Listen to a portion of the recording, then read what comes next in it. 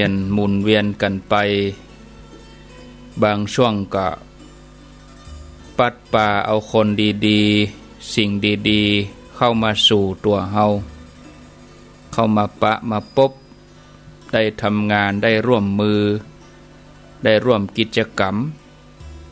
บางช่วงก็ปัดป่าเอาคนบดีสิ่งบดีออกไปเหมือนกันแต่ก็จังมันเตอะเพราะฉะนั้นเป็นหน้าที่ของการเวลาสิ่งสำคัญที่สุดสำหรับมนุษย์เฮาที่ตกอยู่ในห้วงแห่งการเวลานั่นก็คือการเรียนรู้แล้วก็ยอมรับกับการเปลี่ยนแปลงอันจะเป็นสัจธรรมต่อไปขอขอบใจผู้ที่ยังอยู่เคียงข้างยังบ่หนีไปไหนบ่จางหายเหินห่างไปทางใดขอโทษสำหรับผู้ที่จากไปด้วยความขุ่นมัวขัดข้องหมองใจบ่ได้เอาอกเอาใจบ่เข้าอกเข้าใจกันขออภัยสำหรับผู้ที่จากไปทิ้งไว้แต่ความปวดร้าวซึ่งต่างคนก็มีวิถีที่ต่างกันไปบ่ว่าดีว่าชั่วขออภัยและขอให้อภัยพระอาจารย์สาธิตธีรปัญโยสถาบันธรรมาภิวัตรอำเภอศพเตินอำเภอแม่เมาะบ้านศพเตินอำเภอแม่เมาะจังหวัดลำปางในปอนส่งท้ายปีเก่าต้อนรับปีใหม่ของท่าน2563ก็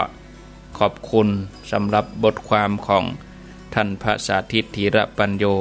สถาบันธรรมาภิวัตรศพเตินอำเภอแม่เมาะจังหวัดลำปางด้วย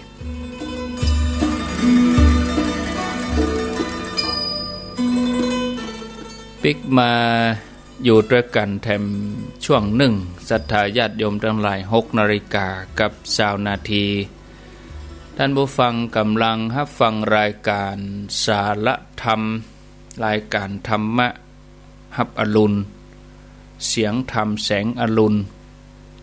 ตามปกติช่วงนี้จะเป็นช่วงการเทศธรรมถ้าเป็นคลื่น104นี่เป็นมรดกธรรมเมืองโดยหลวงพ่อท่านพระครูวิสิตศิราพรวัดวังสิงคำถ้าเป็นเครือข่ายขึ้นสีขาวก็จะเป็นท่านพระมหาสมชาตินันทธรรมิโกเจ้าอาวาสวัดหนองยาวอำเภอเวียงป่าเป้าจังหวัดเชียงรายแต่เนื่องจากว่าวันนี้ติดต่อท่านมหาบ่ได้เนาะแล้วก็ญาติโยมก็พยายามโทรหาท่านมหาก็บ่ได้รับสายก็บ่เป็นหยังเนาะอาตมาก็ตึมไปไหนวันนี้ก็จะประคับประคองถือว่าชดเชยตะวาแม่เจ้ากับตะวาแม่แรงก็แล้วกันเนาะทดเวลาอย่างนักฟุตบอลเพิ่นยังมีทดเวลาบาดเจ็บอันนี้เขาก็ชดเชยเวลาให้ศรัทธาญาติโยมแล้วบืดเมื่อคืนแถมนะบืดเมื่อคืนก็จะชดเชยให้เนาะบืดเมื่อคืนนี่ก็จะอยู่ตั้งแต่เที่ยงคืนไปชดเชยเวลาให้ศรัทธาญาติโยมแม้วันนี้จะรับอิ่มกันมาเนาะก็บ่จะได้รับดีเขาศรัทธาเวลาเฮาพักก็ประมาณเกินชั่วโมงถ้าเฮาได้งีบรับเต็มที่นะหัวค่ำมันก็งีบเห็นน้อยตื่นมามันก็สดชื่นละแต่ถ้าว่าทำงานตลอดยังลุยงานตั้งแต่เจ้านะอย่างม่อนห้อยแก้ววันนั้นนี่โคบางวันก็มีเหมือนกันเนี่ยม่อนห้อยแก้วนี่ตั้งแต่ตี2 กึ่งจนฮอดศรัทธามาวัดจนฮอดขวายจนฮอดบ่ายจนฮอดแรงจนฮอดค่ำบ่ดปีกเข้ามาวัดก็ปลดค่ำเลยศรัทธาญาติโยมมาค่ำนั่นก็ยังต่อไปงานเขาดำแถมงานเขาดำตีปุ่นยางคามปุ่นแต่คืนกลับไปงานเขาดำอ้ายคุณหมอเปิ้นมาอยู่โดยหล่อเพะแล้วก็ญาติเปิ้นเสียอ้ายเปิ้นพระบาทยังวิดสันปะตองไปคนเปิ้นฟังกันดีหรอคนเราคนแก่นั่งฟังกันดีเงียบปิ้งเปิ้นฟังกันดีเป็นระเบียบเรียบร้อยดีป้อนนานนะอายุ90 ปลายป้อนนานอดุลป้อนนานอดุลนามสกุลเมืองใจอันนั้นเป็นป่อเปิ้นแต่ได้ลูกเปิ้นตายลูกเปิ้นอายุ50 53 57เหลือ3 ปีจะถึงแก่กรรมลูกก็เสียชีวิตก่อนป่อนะป่อ90 ปลายป่อได้ไปส่งศพลูกมันบั่นแน่เนาะศรัทธาญาติโยมคนเฒ่าจุงคนหนุ่มเข้าไปเหี่ยวเปรอะปะเตออย่าไปมัวประมาทนะอย่าไปว่าหนุ่มอยู่เนยอย่าไปประมาทไปได้นะอย่างตะคืนเนี่ยอันนี้เป็นไผป่อว่ะนึกว่าอ้ายกับน้องแล้วก็ลูกคนเก่านี่อายุเท่าใด60 ปลายแก่ๆแล้วก็67แล้วก็ลูกคนล่านี่ก็50 ปลายว่ะถามไปถามมาแล้วอันป่ออายุเท่าใด90 ปลายแล้ว92แล้วก็ป่ออดุลเมืองใจเป็นกรรมการสหกรณ์เป็นกรรมการทำงานเป็นป้านานด้วยป้านานวัดแสงสว่างแล้วก็ป้านานวัดขวางมื่นเดี๋ยวนี้เป็นอยู่ที่วัดยังวีดพระบาทยังวีดพระบาทยังวีดนี่ยังวีดเป็นยังวีดจะได้ถามไปถามมาไปว่าเวชกุฏิคือห้องน้ำถ้าตำนานพระเจ้าเรียบโลกคือพระพุทธเจ้าไปเข้าห้องน้ำหั่นพระบาทยังวีดก็คือมาพักถ่ายนักถ่ายเบาอันนี้ตามพระเจ้าเรียบโลกนะมีเตื้อหนึ่งหลวงปู่เพิ่น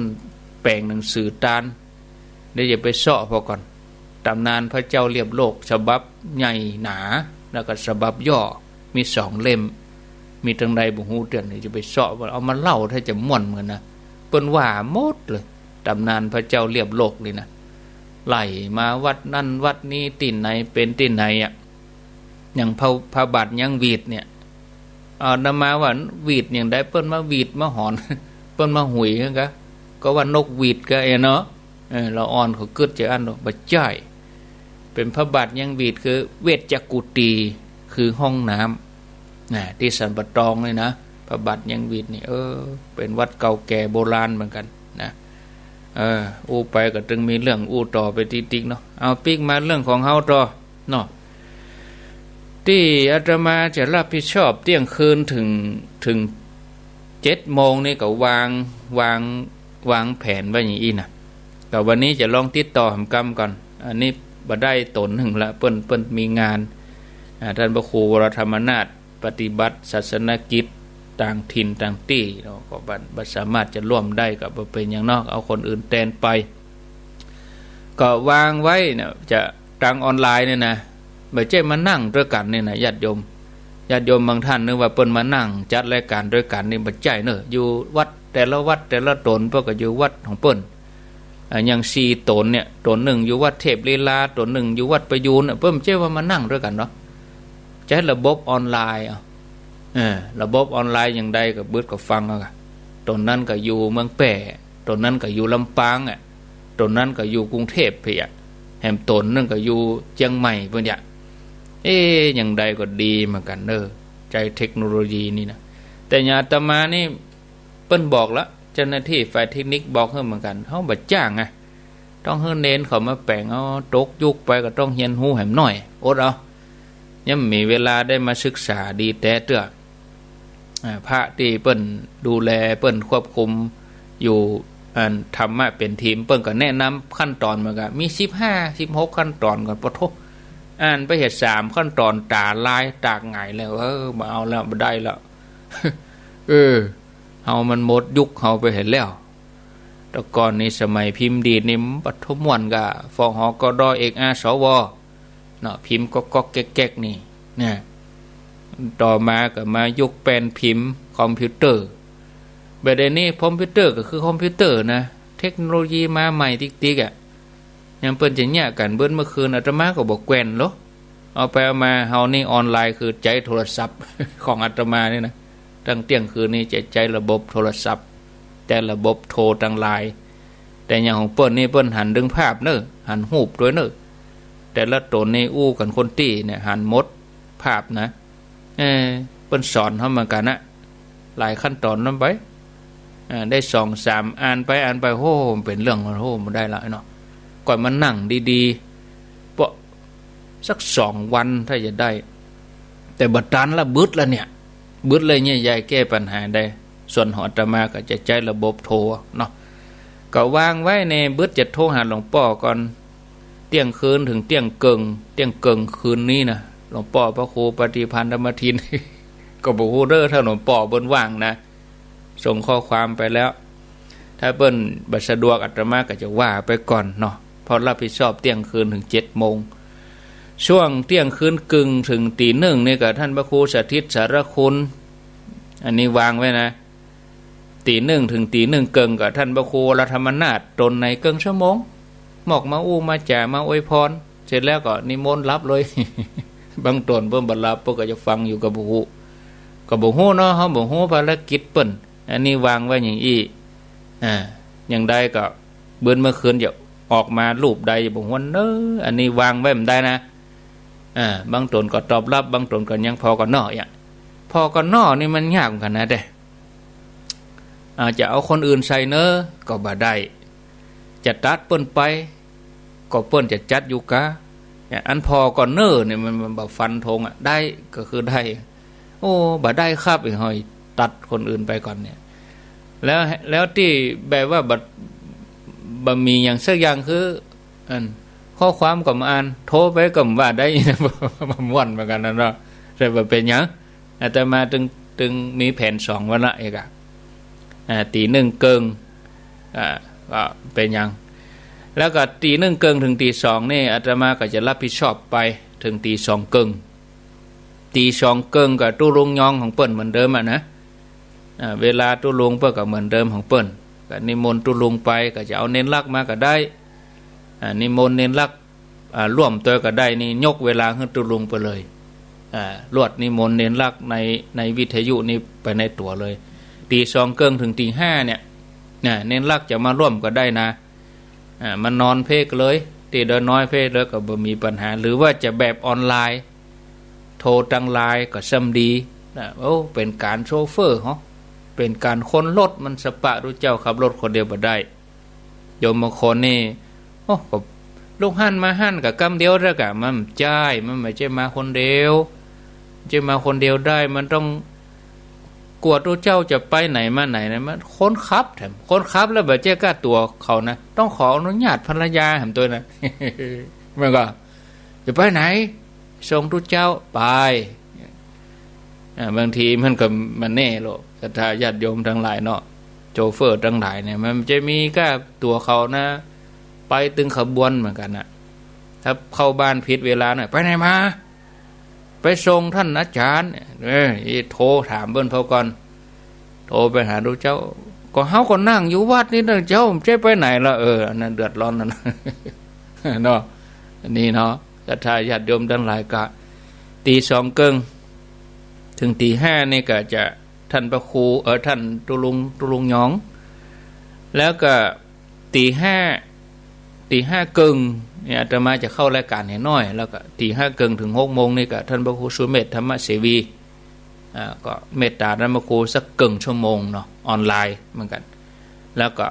วันพวกนี้มันเป็นวันศุกร์เนาะ6 โมงถึง7 โมงก็หลวงพ่อพระครูปฏิพันธ์ธรรมทินเหมือนเดิมหรือหลวงพ่อเพิ่นจะถวายเวลาให้หลวงพ่อพระครูนิวิตศิลสังวรกาเนี่ยก็ก้อยว่าทำกรรมอันนั้นก็แล้วแต่เวลาของเปิ้นตั้งปูนไปอย่างใดนั่นก็จะติดต่อประสานงานพอก่อนเนอะศรัทธาญาติโยมเนอะอาตมาก็ยืนไว้นะยืนในที่นี้คือยืนในผังรายการไม่ใช่ยืนจัดรายการเบิร์ดนี่ก็ยืนไว้ตั้งแต่เที่ยงคืนพอถึง7 โมงจีบตั้ง2 ทุ่มถึงเที่ยงคืนนี่ก็ต้องดูแลตั้งคอมพิวเตอร์เนี่ยค่ะสลับสัญญาณตั้งปูนเปิ้นก็ออกออนไลน์ผ่าน Facebook ผ่านเว็บไซต์ผ่าน Facebook ผ่านในช่วงของธรรมะเป็นทีมของเปิ้นอย่างของอาตมาเพก็เชื่อมผ่านตั้งสถานีวิทยุอย่างกะคนละส่วนกันก็ต้องดูแลก็มาเกิดถึงอย่างอาจารย์สมุวิสุวัตเนี่ยพอโทบ่เจ็บมาให้บดีเนี่ยเนาะดูแลทุกชั่วโมงอย่างตนนั้นเตดเวลานี้แหมตนนึงเตดเวลานั้นเพิ่นต้องสลับสัญญาณน่ะ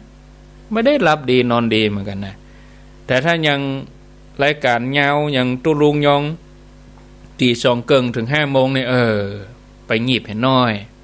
บางทีก็เผลอรับไปก็ว่ากันอย่างมีเวลานี้ก็เหมือนกัน5:00 ถึง 7:00 นเนี่ย2 ชั่วโมงยาวเลยท่านก็ได้ไปทำธุระอย่างอื่นเข้าห้องน้ำไปนักไปเบาล้างหน้าแปรงฟันเนี่ย7:00 นจบรายการปุ๊บก็มาตัดข่าวให้กรรมเนี่ยเป็นนี้7:00 นก็ตัดไปเมืองฝางนี่หมายถึง104อย่างเฮาทั้งหลายอยู่บ้านนี่กวาดบ้านไปตัวยฟังไปตัวยซักผ้าไปตัวยนะทำกับข้าวกับป่าขับรถไปตัวยแล้วตำรานอนฟังก็ได้อย่างหมู่เฮานี่อันนี้ก็บ่เป็นอย่างเนาะศรัทธาญาติโยมก็ยังได้ก็เชิญติดตามรับฟังกันไป 6:34 นาทีแล้วจะอู้ถึงเรื่องธรรมะต่อเนาะแต่กี้อู้ถึงเรื่องความสมดุลก็จะมาต่อแหมนะความสมดุลระหว่างกายกับใจ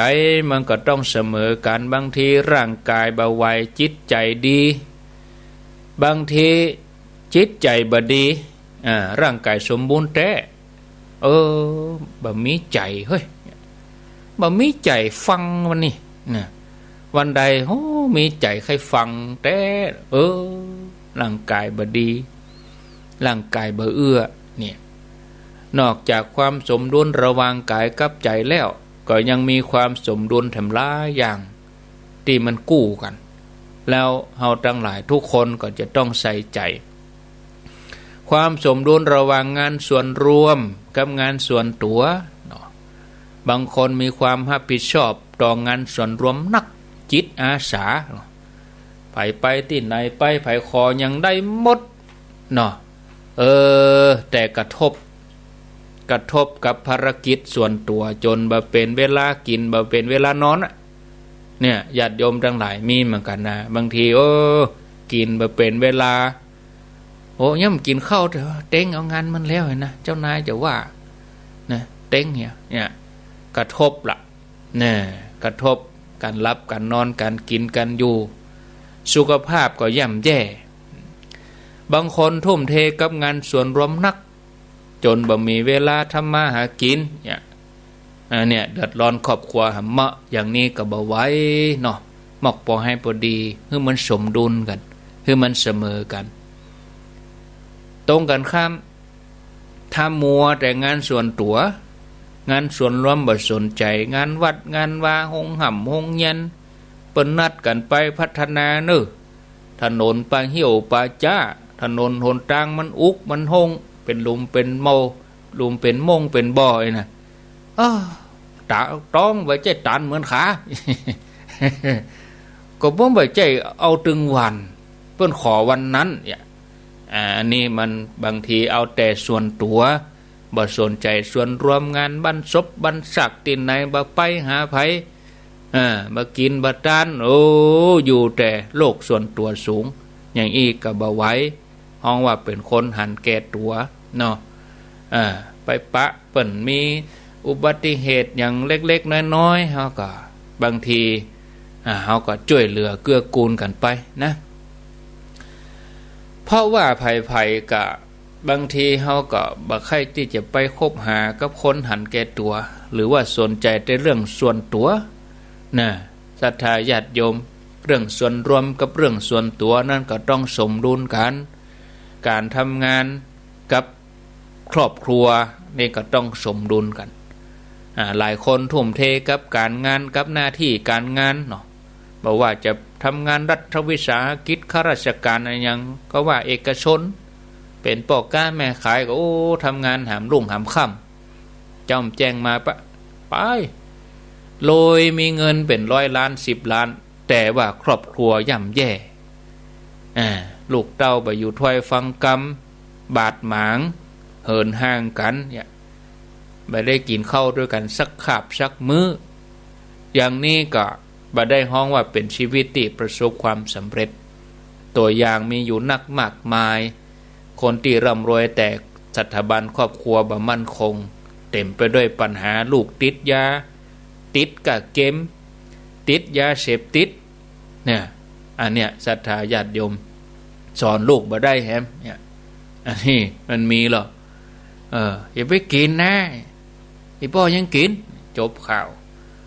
เอาอย่างป่อเข่งแท้ ตบอกใส่ลูกบะมันต้องยังป้อนี่กะ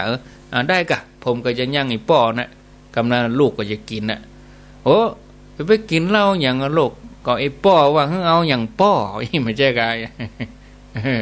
อันนี้มันขาดความสมดุลเนาะความสมดุลระหว่างงานภายนอกงานภายในงานภายนอกก็คือการทำมาหากินเนาะเลี้ยงปากเลี้ยงท้องดูแลครอบครัวนะบางคนนี่หน้าที่การงานดีนะหน้าที่การงานดีความรับผิดชอบสูงครอบครัวก็ดูแลดีเอาใจใส่ดีบะละเลยแต่งานภายในนั่นเสียงานภายในคืออย่างการดูแลจิตใจละเลยก็มีปัญหาเหมือนกันอย่างทำงานไปนักเข้าเกียดขึ้นมาโขดขึ้นมาเป็นขี้โขดขี้มิ่งเนี่ยเนาะโอ้ตึงวันเนี่ยมันกินกับคนเดียวเนี่ยอย่าเอาล่ะจมคำขันเข้าลูกเต้ากินเข้าบะล้ำล่ะครับนั่นเนี่ยบ่ได้ดูแลงานภายในบางทีบางเวลาครอบครัวเวลากับการงานนี่อยู่8 โมง 9 โมงเพื่ออยู่ดึกกลางคืนเปื่อนฝูงปีใหม่นะกินเลี้ยงไงเอาไปต่อเนี่ยเอามาแล้วเอาไปแถมมาแล้วเอาไปแถมปูนลูกเมียท่าอยู่บ้านบนเหงาก๊อกงอกการงานเนี่ยโอ้ดีเตะเกรดนั่นเกรดนี้คะแนนคะแนนว่าอันสีสูงระดับนั้นระดับนี้แต่บ่ได้ดูแลบ่ได้ผ่อนคลายจิตใจบ่ได้เข้าวัดเข้าวาวัดวาบ่ไปอันนี้ก็แสดงว่าบ่ได้ทำงานภายในมัวแต่ทำงานภายนอก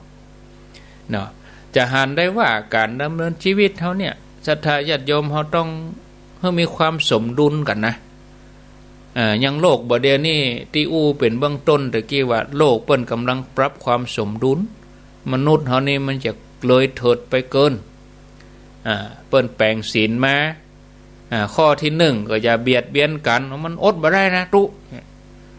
มันอดบ่ได้อย่าไปประทุษร้ายกันเน้อฆ่าสัตว์ตัดชีวิตมนุษย์มานานะชีวิตของมนุษย์เขาเนี่ยมันนี่นะมันเลือดขึ้นหน้านะเนี่ยศีลข้อ1มันก็เอาชนะศีลธรรมมนุษย์เขานี่ศีลข้อ2เปิ้นบ่เฮือไปลักครัวกันเนาะศรัทธาญาติโยมบ่เฮือไปลักไปจกเนาะของเจ้าของตัวนะอย่าโอ้บางทีเฮามาหันข่าวโอ้ลักเนาะลักขโมยครัวของเปิ้นใจแท้ๆเปิ้นอยู่ตามสวนตามตรงเปิ้นเอาไดสายไฟหยังพวกเนี้ยศีลข้อ2ก็ละเมิดไปกฎหมายก็ละเมิดไปกฎหมายบ่เป้ารุนแรงต่อใดลักครัวเปิ้นปรับเหียคืนเหียเนี่ยอันนั้นก็เกยตัวอันนี้บ่ดีทีนี้ก็ศีลข้อ3เปิ้นก็ฮักกันผัวเดียวเมียเดียวอยู่ด้วยกันเปิ้นแปลงขึ้นมาเพื่อควบคุมศีลข้อ3เอาไปเอามาบัดตันสมัยมันมีกิ๊กมีกุ๊กกันเอาไปเอามาเอาล่ะไปอวดกันล่ะบ้านเล็กบ้านน้อยนี่เอาเป็นม่วนไปอย่างมันบ่จ่ายมันผิดหลักผิดศีลผิดธรรมนะศรัทธาญาติโยมท่านทั้งหลายอันต่อมาข้อ4นี่เป็นอย่างมุสาเปิ้นบ่ฮู้จุกันมนุษย์เฮามันค่อยเกินธรรมชาติมาขาดความสมดุลน่ะใหญ่ที่ไหนดูต้อมบุญเพิ่นออกวิทยุไปอย่างนั้นไปบ้านใหม่แบบหมูเน้อบ้านใหม่ยังได้หมูนิมนต์มาได้ยังหมูเถอะมีเหรอมีไผมานิมนต์บ้านใหม่หนองผำหนองผำบ้านใหม่มาได้หมูเดี๋ยวกันเน้อศรัทธาไผมานิมนต์มาได้หมูอาตมาก็บ่ฮู้นั่นเดี๋ยวรอสักกรรมก่อนเด้อ